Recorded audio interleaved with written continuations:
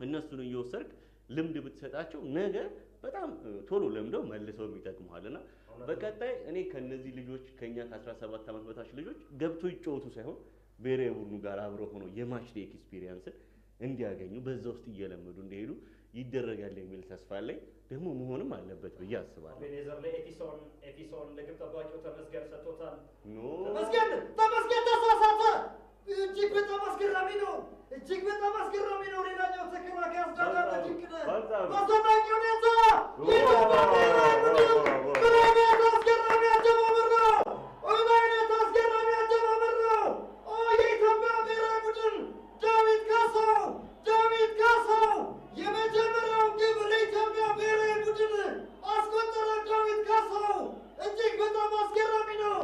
እዚህ በኢትዮጵያ የግብ ክልል ላይ የነበረውን ስህተት እነሆ ድንቅን አረመውን በቀጥታ ግብ ጠባቂው ዳዊት ካሳው የመጀመሪያውን ግብ አስቆጥሮ እነሆ ታዳጊዎቹ የኢትዮጵያ ብሔራዊ ቡድን የዛሬ ኦፍሳይድ ላይ አልነበሩምና ዳዊት የሚገርም ኳሱን ኮንትሮል ያደርገበት መንገድ እርጋታውና የመጨረሻው ተቹን ይኸውልህ ተመልከትልኝ በእናትህ ረጋ ብሎ ነው የጨረሰው። በቃ ጭንቅንቅ አልነበረበትም ምን አልነበረበትም እና አንድ የፊት ለፊት አጥቂ ከአንድ በረኛ ጋር ሲገናኝ ፊት ለፊት እንደዚህ አይነት ኮንፊደንስ ያስፈልገዋል። ቀለል አድርጎ ለመጨረስ ማለት ነውና ዳዊትም ቀለል አድርጎ ነው መጨረስ የቻለው። ታዳጊዎቹ ገና ከመጀመሪያው ጀምሮ ብልጫን ወስደው ጎል ለማስቆጠር ጥረት እያደረጉ ነበርና ይገባቸዋል። በደንብ መምራታቸው በደንብ እጅግ በጣም አስገራሚ ነው። ዳዊት ካሳው የባህር ዳሩ ተወላጅ በ3 ፖይንት ሉክ ያሳለፈ ነው የሚገኘው። ቢኒያም አብርሃ በቀኝ መስመር ላይ ለድንቅነህ ወልደ ዮሐንስ ሰጥቶታል። ድንቅነህ ወልደ ዮሐንስ ለኤፊሶን ተሳሳተ። ግን ግብ ጠባቂው ተመስገን ኳሱን በቀላሉ ተግባጥሮ በረዥሙ መታሱ የመታው ኳስ ዛሬ አስቸጋሪ ተጫዋች ወላሂ ምን አይነት አስደናቂ ጎል ነው! አንጠለጠለው ዳዊት ካሳው ለራሱም ለብሔራዊ ቡድኑ ሁለተኛውን ግብ አስቆጠረ እና ዳዊት ካሳው ምን አይነት አስገራሚ ጎል ነው ያስቆጠረው! ከርቀት ነው አንጠለጠለው። ዳዊት ካሳው ምን አይነት ጎል የተመለከትነው ዞላ! እጅግ በጣም የሚያስደንቅ ጎል። በእርግጠኝነት ስቴዲየም ውስጥ ያሉ ተመልካቾች ሪፕሌይ ቢያዩ ደስ ይላቸዋል። ስክሪን ነው ስቴዲየም ውስጥ በጣም የሚያስደንቅ ጎል ነው የተቆጠረው። በዩቲዩብ የሚመለከቱን ተመልካቾቻችን ሪፕሌውን በደንብ መመልከት ይችላሉ። ዳዊት ካሳው እንዴት አይነት አስደናቂ ቮሊን ያስቆጠረው! በረኛው ምንም አይነት እድል አልነበረውም። ለምን በረኛ ስህተቱ እንደ ፈንጀምከኝ ቀጥታ ጎል ነው። ሌላ ስህተትን ለማረም የሚሰጥ እድል አይሰጥም። ወዲያው ነው የሚቆጠረው። ዳዊት ካሳው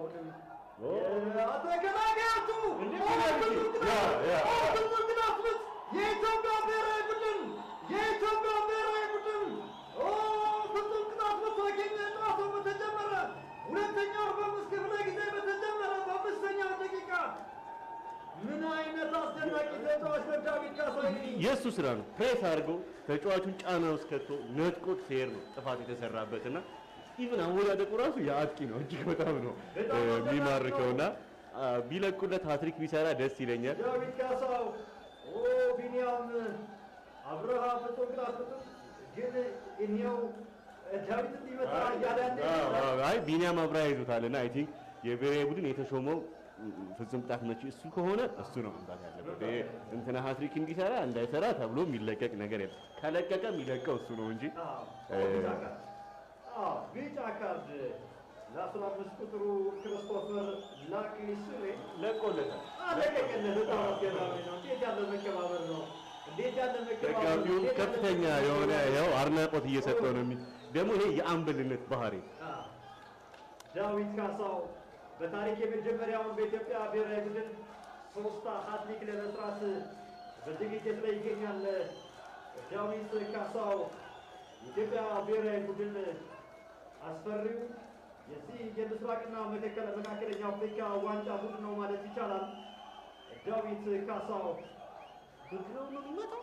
አቋቋሙ በግራው እግሩ ሊመጣ ይመስላል። ምናልባት አይደለ? ኦኬ አረ ዳዊት ካሳው ተንደረደረ መንበራ አስቆጠረ ዳዊት ካሳው ለራሱ ለኢትዮጵያ ብሔራዊ ቡድን ሶስተኛውን ግብ አስቆጠረ።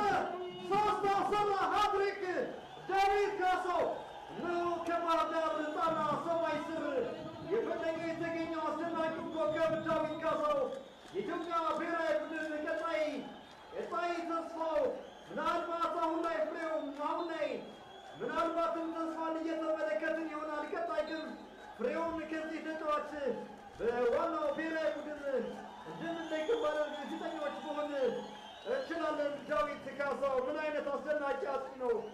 ዳዊት ካሳው ሶስት ሃትሪክ ሰራ። በብሔራዊ ቡድን መለያ በራሱ የመጀመሪያው ሃትሪክ ሆኖ ነው ተመዘገበለት። ዳዊት ካሳው